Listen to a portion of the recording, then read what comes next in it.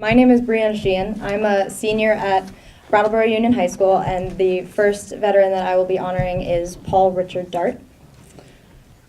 Paul Richard Dartt was born on a Wednesday, March 20th, 1946, in Brattleboro, Vermont. He was the fourth of 6 children born to Donald and Doris Dartt. His siblings included his brother Roger, his 4 sisters Donna Cole, Ruth Blunt, Kathleen Macy, and Janet Curran. Paul was active from a very early age, always taking risks and playing pranks. Paul was always up for running a race or climbing a tree, even when his mother constantly told him not to. Her warnings finally became reality when one day he fell out of a tree and broke his arm. In another instance, his sister Ruth recalled when Paul was around 6 years old and walking to school. His ball fell into the street so naturally, he ran straight into the road to retrieve it and was struck by a car. Fortunately, he walked away with only a bump on his head. As for his trickster side, his siblings recall a hot summer day in Brattleboro. As they walked to Memorial Park to swim, Paul had the great idea to have his sister Janet pretend to faint in the road so that someone would stop and give them a ride. Their plan did work, and a kind, prominent member of the community, Frank Dearborn, did give them a ride, but unfortunately, he saw right through Paul's story and warned them again not to do it or he would tell their parents. Paul was sensitive, funny, and fiercely protective of his sisters. If anyone picked on them, he was right there to defend them. His sister Ruth remembers that even though Paul was a year and a half younger than her, they used to pass themselves off as twins. She used to call him Pee-wee as a kid, which is ironic because he eventually grew up to be 6'4" and 144 pounds. And his daringness did not leave him as he grew older. One time, he dared his sister to eat pebbles, saying they were good for you. She declined, but watched in awe as he downed a handful of stones without blinking an eye.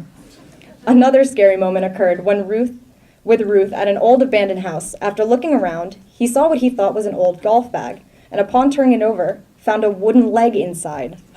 They both ran out of the building as fast as their legs could carry them. But before leaving, Ruth spotted an old pewter vase and took it with her. 60 years later, it sits in her office, where it reminds her of her brother every day. Classmates of Paul from middle and high school remember him fondly, describing him as fun, sweet, and a special friend. His siblings were told of a cute story from his early teens. He thought a lot of a girl in his class and would walk her to the bus stop every day after school. But instead of leaving her when the bus came and walking home, he would take the bus with her. He would wait till she was dropped off safely, say goodbye, and walk home from there. I guess, without a license, a bus ride with someone special was the best way he could spend his time. As Paul grew into his late teens, he began to truly enjoy playing pool. If he wasn't at home or at school, he was at Joe's Pool Hall in Brattleboro. He reminded his sister of a young James Dean, with a rebellious, carefree attitude, cigarette behind his ear, doing whatever made him happy. Though it was fun, it was not exactly the most productive path of life. His brother Roger was in the service at the time and suggested that Paul might want to enlist, and sure enough, with the possibilities of new adventures and experiences to look forward to, he did at age of 17. When he first entered the service, he was stationed in New York working as a gravedigger.